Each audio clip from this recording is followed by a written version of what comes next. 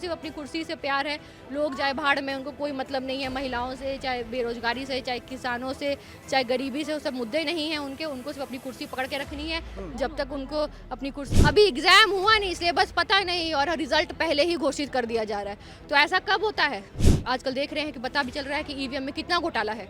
तो मतलब ईवीएम में सेटिंग करके 400 से पार हो जाएंगे और जनता को बेवकूफ बनाने का काम करेंगे वो लोग। सम्राट चौधरी से तो मेरे को ये भी कहना है कि वो भी कहे थे, मरोठा बांधे हुए थे कि क्या बोलते हैं, हम नीतीश जी के साथ नहीं जाएंगे और क्या मुट्ठा बांधे कि उनको कुर्सी से उतारेंगे। तो उस बातों का क्या हुआ?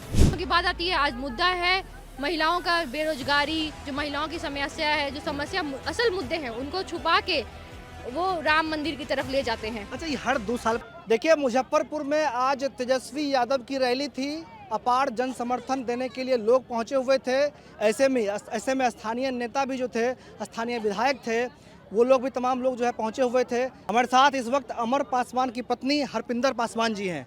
क्या कहेंगे? तेजस्वी यादव आए थे, गरज के गए हैं।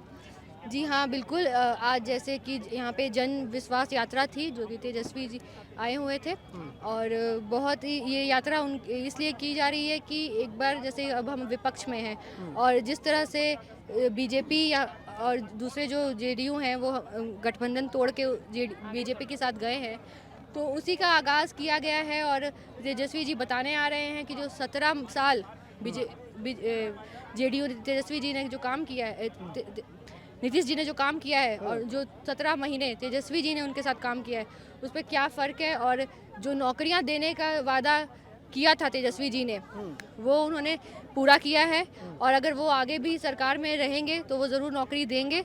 बाकी अब कहा जा रहा है कि क्रेडिट ले रहे हैं, जो क्रेडिट लेने का काम कर रहे हैं, जो नौकरियां तेजस्वी जी ने दी और क्रेडिट लेने का काम कर रहे हैं नीतीश जी।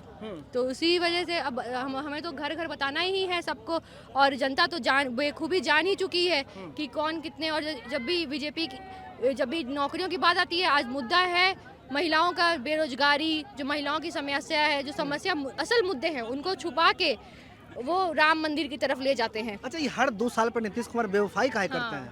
जो ये हमेशा इनकी पलटी मारने की आदत हो चुकी है। अब तो उनको, मेरे को लगता है उन्होंने पता नहीं कैसा अपना इतिहास में उनको लोग याद रखेंगे, पलटू राम के नाम से उनको याद किया जाएगा, जबकि इतने अपने मुख्यमंत्री थे। और ये जो छवि उन्होंने बनाई है खुद के लिए, खुद से ही बनाई है, उनको सिर्फ अपनी कुर्सी से प्यार है।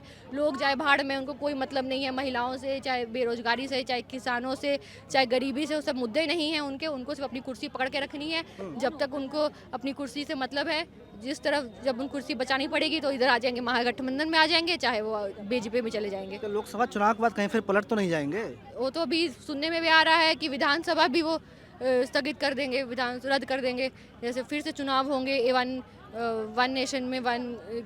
तो वो बोल रहे हैं कि 400 सीट बीजेपी बोल रहा है कि दावा कर रहा है कि लोकसभा में जीतेंगे। विधानसभा में नीतीश कुमार बोल रहे हैं कि 200 से ज़्यादा सीट जो है सो हम लोग जीत जाएंगे। मैं तो बीजेपी की, एक जो नरेंद्र मोदी जी कह रहे हैं कि हम 400 के पार, अभी एग्जाम हुआ नहीं इसलिए बस पता नहीं और रिजल्ट पहले ही घोषित कर दिया जा रहा है। तो ऐसा कब होता है? सेटिंग है क्या? पूरा सेटिंग है, ठीक है। ईवीएम उनके पास है। देखिए, सुप्रीम कोर्ट के अपने जो वकील है, जो सुप्रीम कोर्ट के जज है, वो ईवीएम को हटाने की मांग कर रहे हैं। बहुत लोगों ने क्या बोलते हैं, आजकल देख रहे हैं कि पता भी चल रहा है कि ईवीएम में कितना घोटाला है। तो मतलब ईवीएम में सेटिंग करके 400 से पार हो जाएंगे और जनता को बेवकूफ बनाने का काम करेंगे वो लोग। तो यही कहना है, जनता का आग्रह है कि एक तो चुनाव भी ईवीएम से ना हो और वो बैलेट पेपर पे हो, और दूसरी बात कि अब जनता भी जागरूक है। और जो देखिए, आप सबसे बड़ी बात देखिए कि पूरे देश में आज गरीबी चरम सीमा पे है। गरीबी हो, चाहे अपनी इकोनॉमिक्स हो, अपनी इकोनॉमी एकदम डाउन है, जीडीपी बिल्कुल डाउन है। तो ये सब चीज़ें मुद्दे नहीं है, ये सब मुद्दे नहीं है कि गरीबी हटानी है, रोजगार देना है, महिलाओं को अच्छा से आगे बढ़ाना है। और क्या बोलते हैं, गरीबी, किसानों की मदद। देखिए किसान कैसे पंजाब में फिर दिल्ली की तरफ कूच कर रहे हैं और कैसे उनको भी सताया जा रहा है, पीड़ित किया जा रहा है। मतलब कि अब डेमोक्रेसी भी ख़त्म हो चुकी है। मतलब कि हमारे में जो डेमोक्रेसी, जो हमारा हक है कि हम अपनी बात रख सकते हैं, वो भी नहीं रखने दिया जा रहा है। किसानों को वहाँ तक, दिल्ली तक जाने नहीं दिया जा रहा है, रोका जा रहा है और किस तरह से उन पर जुल्म ढाया जा रहा है। उन पे आंसू गैस के गोले बरसाए जा रहे हैं, छोटी छोटी गोलियों से उनको छल्ले किए जा रहा है। सम्राट चौधरी ये बोल रहे हैं कि तेजस्वी यादव को विश्वास यात्रा से पहले जो है लूट यात्रा निकालना चाहिए, लोगों को बताना चाहिए कि उनके पिता कितना लूटे, उनके खुद कितना लूटे हैं। सम्राट चौधरी से तो मेरे को ये भी कहना है कि वो भी कहते मरोट्ठा बांधे हुए थे कि क्या बोलते हम नीतीश जी के साथ नहीं जाएंगे, और क्या मुट्ठा बांधे कि उनको कुर्सी से उतारेंगे, तो उस बातों का क्या हुआ? तो ये जुमलाबाजी करना अब इनको छोड़ देना। हाँ, क्या बोलते अपने ये जुमलाबाजी और लोगों को गुमराह करने का काम अब खत्म करना चाहिए इन लोगों को।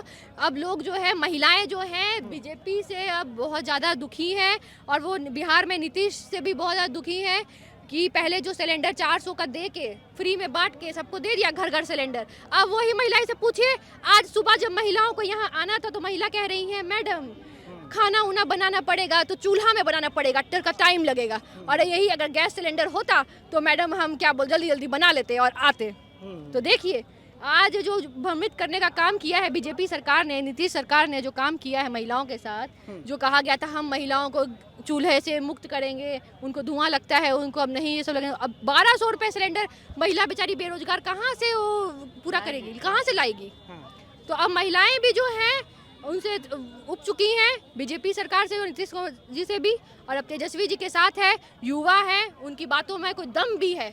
उन्होंने जो कहा था वो किया है 17 महीनों में। अगर वो सत्ता पे रहते तो और भी करते। अभी आईटी में भी, आईटी विभाग में भी और मेडिकल में भी नौकरियों की लाने की वो बात कर रहे थे, जो कि पहले ही अब उनको हटा दिया गया है। तो अब देखिए, अब हम इसलिए तेजस्वी जी के साथ हैं, हम तेजस्वी जी को पूरी बहुमत से हम जिताएंगे, ताकि वो अकेले सरकार बना सके और वो हम गरीबों की बात आगे रख सके।